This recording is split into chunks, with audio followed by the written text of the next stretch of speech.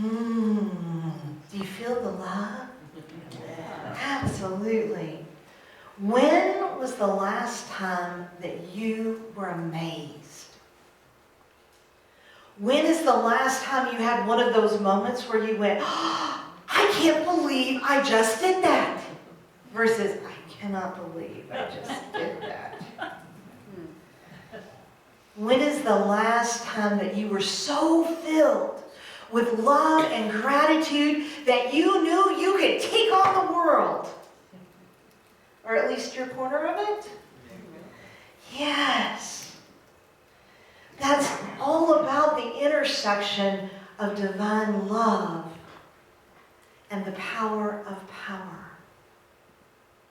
You see, when we know that we are so loved and we step in to the power that we were created for, we have a realization that nothing is impossible to us. Nothing is impossible to us. And so when you leave here this morning, my wish for you is that you understand that you are loved beyond measure and that you are infinitely more powerful than you can even imagine. And that you step into that. And I'm going to share with you how I know that to be true. 2 weeks ago, I was in Rock Ridge Retreat Center in Valley Head, Alabama, with the prophetess of prosperity, Miss Edwene Gaines.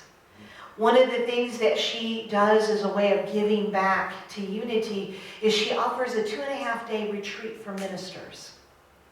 And so I was there with 41 other ministers, and we got to be filled with all these prosperity teachings. And the whole focus of our time together came from Matthew 17:20. Which is a verse I bet some of you are familiar with. For truly I tell you, if you have faith the size of a mustard seed, you will say to this mountain, move from here to there, and it will move. And nothing will be impossible to you. Edwene spent a great deal of time urging us to lay down our I can'ts. Anybody have I can't-itis? It looks like this. I can't do that, I'm too old. I can't do that, I'm not strong enough. I can't do that, I don't have enough time, I don't have enough money. I can't. Anyone ever haunted by the I can't-itis? So I had an opportunity, I had a very unique opportunity to release my I can'ts into fire. I strongly recommend it. But there are other ways that I want you to begin thinking about releasing and burying your I can'ts. Because the truth is, we were created to be power. Our co-founder Charles Fillmore taught that we are all given these 12 divine spiritual abilities. The same ones that the Creator has. And one of those abilities is the ability of power, to have dominion over. And Charles Fillmore reminded us that in Genesis, there's a portion of that story where we read, then God said, let us make humankind in our image, according to our likeness, and let them have dominion over the fish of the sea, over the birds of the air, and over the cattle, and over all the wild animals of the earth, and over every creeping thing that creeps upon the earth. Fillmore said that the power to rule the world is within us. That we have within us the power to create whatever we choose, to create whatever life we want, to create any anything, because nothing is impossible to us. How do I know that? Because I am a woman who walks on fire, and nothing is impossible to me. One of the things that Edwin gifts us with on Thursday evening is a fire walking ceremony. And when she talks about her experiences of walking on fire, and other people in the room shared about their experiences, she said to us that the one thing that she wanted us to take away from that retreat was an understanding that we could do the impossible. That we would not only know our power, but that we would own our power. And so she spent 2.5 days preparing us to walk on fire. Now, what I know after reading Linda Martello-Witzett's book, Divine Audacity, is that what she was doing through her simple fire walking instructions was instructing us on how to show up in life as the power that we are. Linda Martello-Witzett wrote a book called Divine Audacity, and in that she talks about the 12 powers. And in the power of power, she says the way that we show dominion is in 3 ways. The first is through concentration. The second is self-mastery. And the third is spiritual authority. So when she talks about concentration, Linda says that concentration is the power of single-mindedness. Concentration intensifies thought the way a laser intensifies light. Our very first instruction in preparation for fire walking was to pay attention. To pay attention. First, to pay attention to our inner dialogue. Because if you think you can't, you won't. So to pay attention to our inner dialogue. We were also instructed to pay attention, to concentrate our energy on what we needed to release and let go of. And so before you can walk on fire, you have to build a fire. So we went down into this little valley together, and we were handed logs. And the very first log that we held, we concentrated and focused our energy on every bit of unforgiveness that was left in our lives. You see, you can't be free if you harbor unforgiveness. And so everything that we needed to forgive, we concentrated on putting it in the log. She also encouraged us to put all of the I can'ts into that log. And then we placed it, gave it to the fire tender who placed it on the fire. Then we walked back around and we were handed another log. And in this log we concentrated all of our energy, all of our thoughts on our dreams, our wishes. What were our big dreams? The things we had been afraid to dream, the things we'd been afraid to speak of. And we put them in the log. And the log was placed on the fire so that as it burnt, all of that would be released into the universe. On Thursday night, as we began to walk down to the fire corridor, she reminded us to pay attention to all of the ways that God was expressing. In the beautiful stars, in the mountains, in the feel of the grass on our bare feet, in the music of our chanting as we walked around the fire. Ultimately, to step into the power that you are requires that you concentrate on the I am that you are. That part of you that is whole and is holy. That spiritual divinity that lives in you, that created you, that creates all things. when we know the truth of who we are, nothing is impossible to us.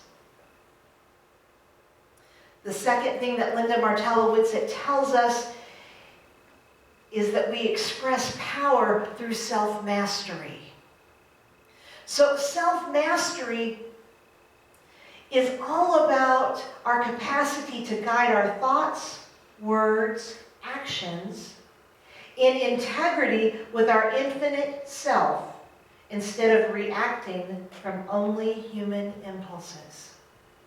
So it's aligning your thoughts, your words, and your deeds with that highest part of you. Edwene told us that people get burned walking fire all the time. It's hot. It's real fire. And the reason they get burnt is because they don't check their ego, their personality at the fire corridor. And so I was brave enough to raise my hand and say, well, I have been taking some devilish delight recently in teasing my wife about walking on fire. Jane's response when I said, you're not going to believe what I'm going to get to do. I'm going to get to walk on fire. She said, can't she teach you to walk on water? That would be so much better. And so as I told the group that my greatest delight over the last several weeks had been going, you know what, honey, I've really been thinking about this fire walking thing, and you know what, I've decided I'm going to walk it twice. Once for me and once for you.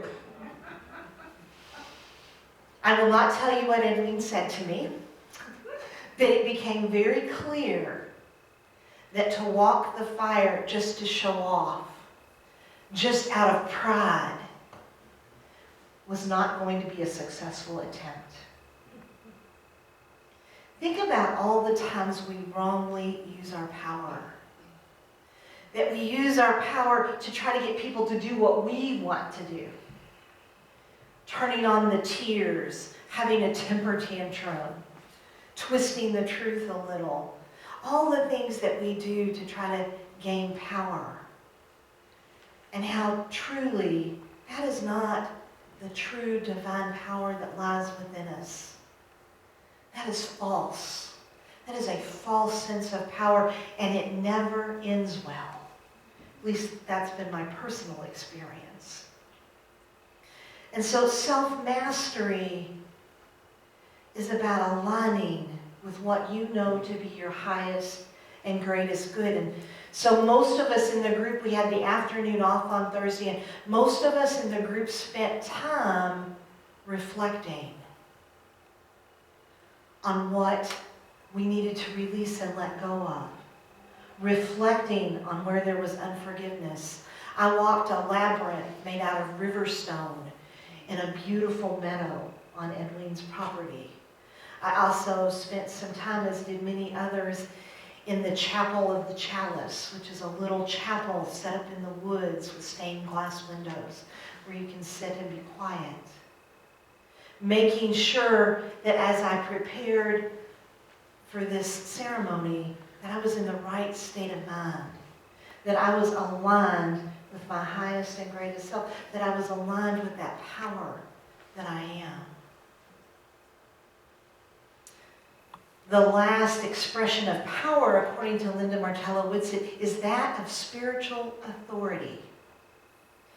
Now, I found it really interesting as I was reading her book. She talked about the song we sing at the end. You know, every Sunday we sing, "Let there be peace on earth." And she said, you know, that's not a request. That's not a wish. That is a command. Let there be is a calling forth of our spiritual authority. Because by what power can there be peace on earth, if not here, through the power of us? And if you think about Genesis and you think about the world being called into creation, you read, and God said, let there be. And so it was. And so part of spiritual authority is us standing in our power and saying, let it be. Let it be me. Let it be so. Calling forth what we want. As we prepared to walk, Edwene said to us over and over again that we needed to take time to turn within to our own inner authority and to ask, if I walk on the fire tonight, may I walk on the fire tonight and not be burned? And then to be still and to listen. And then to go for it. That was our last set of instructions, to go for it. To go forth knowing that we know that we know that we have the power and authority to take dominion. And she told us, before we walked down to the fire, she read to us from Isaiah 43:2, which I have decided has become my favorite verse now. So I want to share that with you.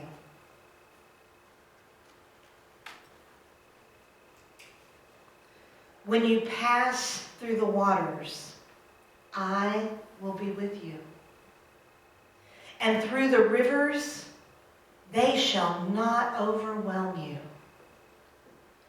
When you walk through fire, you shall not be burned, and the flame shall not consume you.